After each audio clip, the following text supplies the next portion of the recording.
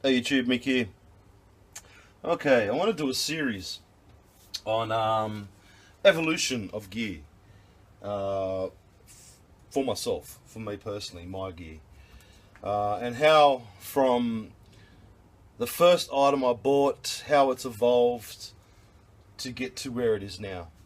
Um, so I'm going to start off with knives, and I've tried to put this in order of my first very knife to my last purchase knife. Um, Obviously, I've had knives come and go, so not all my knives are here.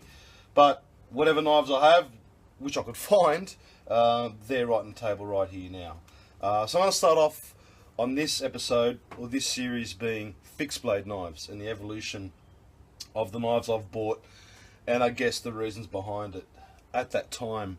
Um, in that mind frame I was in at that time. Okay, so let's start off. So, number one, the first ever fixed blade knife I purchased was the Buck 119 Buck Special. I've had this for over 25 years, 23 years, something like that, and still to this day a great knife. Do I use it? No. Why? Well, I've evolved, okay, but when I first bought a knife, I saw this knife and I go, I want this thing.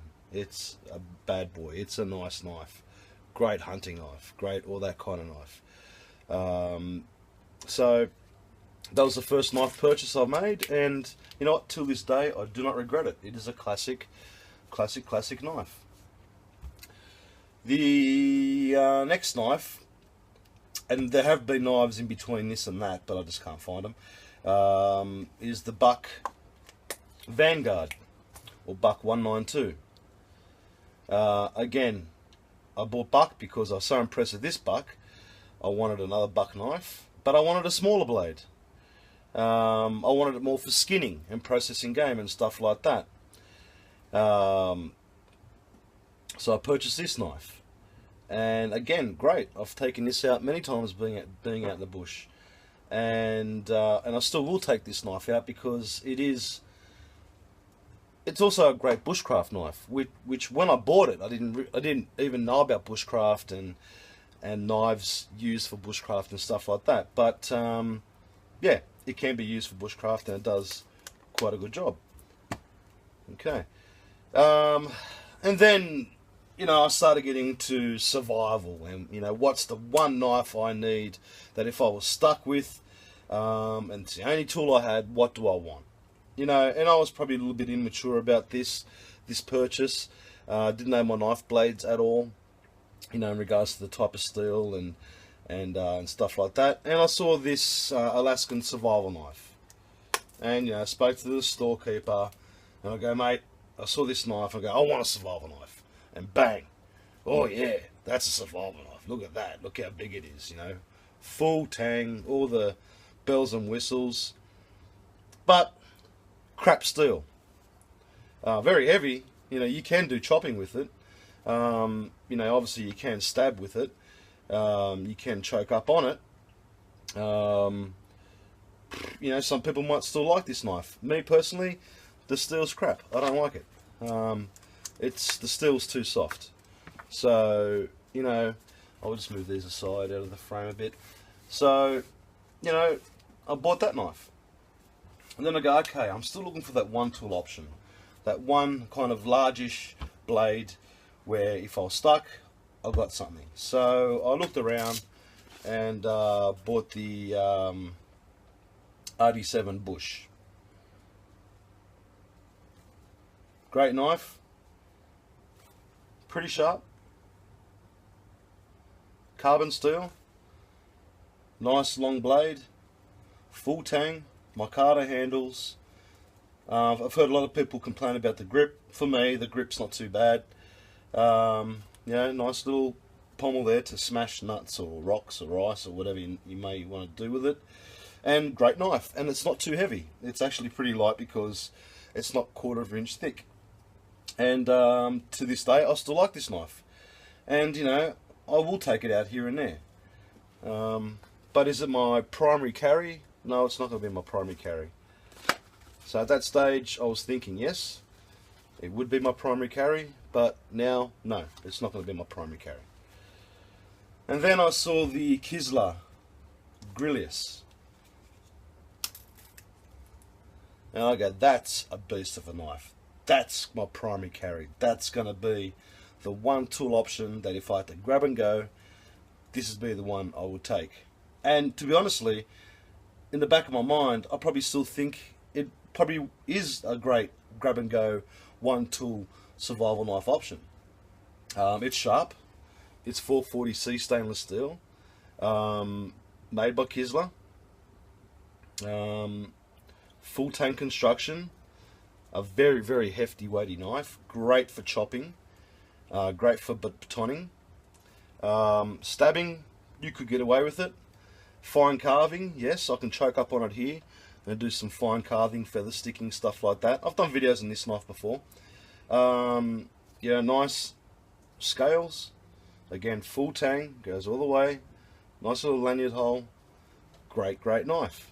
And till this day I still love this knife, and I'm actually feel a little bit bad for this knife because I haven't been taking him out and using him. So you know what, he's going to come out with me next trip. I really need to start, you know, using this knife again because it is such a great knife. So that has evolved from these to there, you know, and you notice the knife blade is a lot smaller but long enough still as a survival knife and to do many tasks. Okay, so that's the evolution so far, and I'll put those aside. Then we get into the kind of, you know, watching all the YouTube videos and you know, people talking about, okay, the best survival, not the best survival knife, but one of the best survival knives you can get is at least a 5-inch, 4 3/4 to 5-inch blade. So I go, okay, I want a knife that's at least 5 inches or just shy for 5 inches.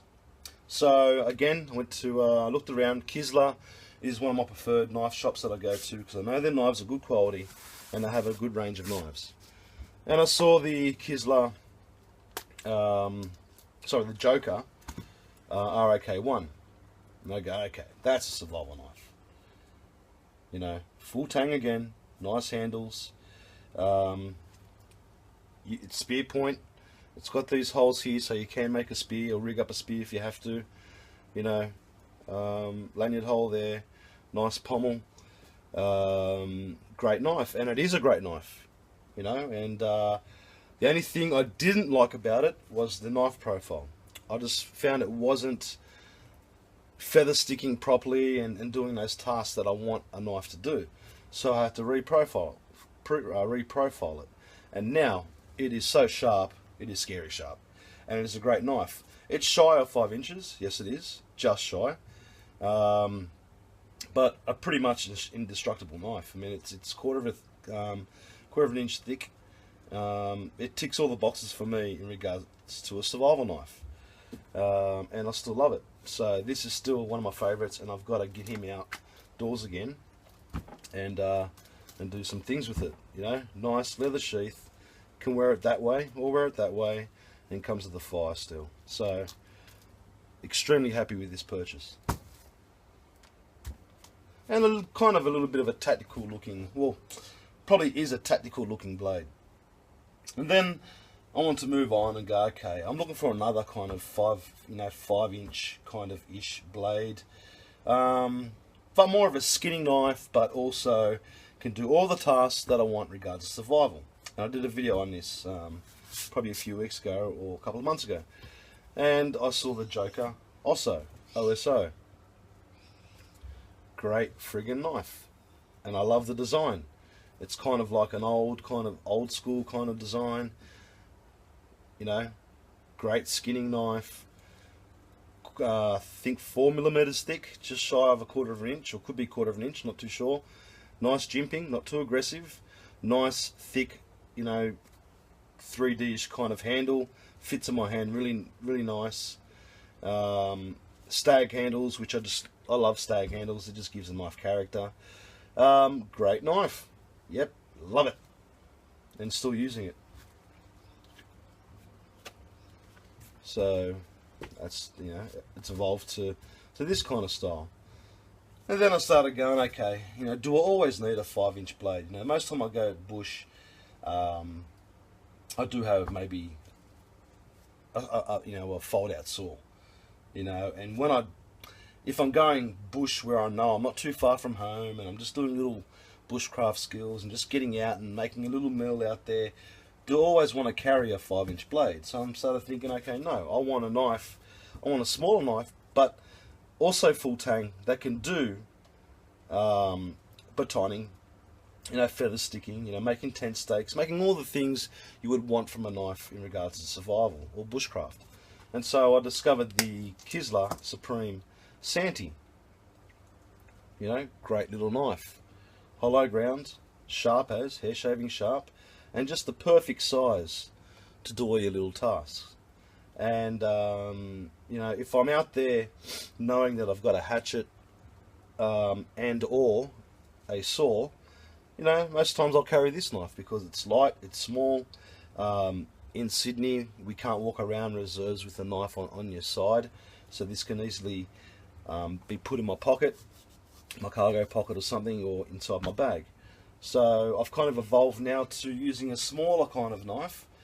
Still, the spine is very thick, nice jimping, and just, you know, enjoying the outdoors with a good sharp knife. And also food processing, you know, it's a pleasure to cut salami and cheeses and, you know, bread and just, you know, enjoy that bushcraft cooking sensation with a small knife, but also a very capable knife. Okay, and then the boy. I've got to think about my boy.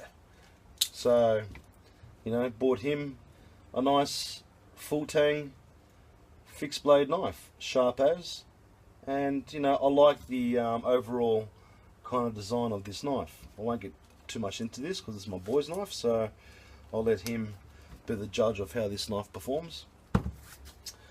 And then my most recent purchase, which, see, now I'm kind of evolving to, I want to get to the old school type of knives, the classic old school knives, you know what I mean, that knife profile, the ones that, you know, in 1800s or late 1800s or 1900s people used to use, and I might get the era wrong saying 1800s, but at least the early 1900s. What were they using, you know? And I'm kind of, you know, I've always wanted the, you know, Dave Canterbury's PLSK1 blind horse knife.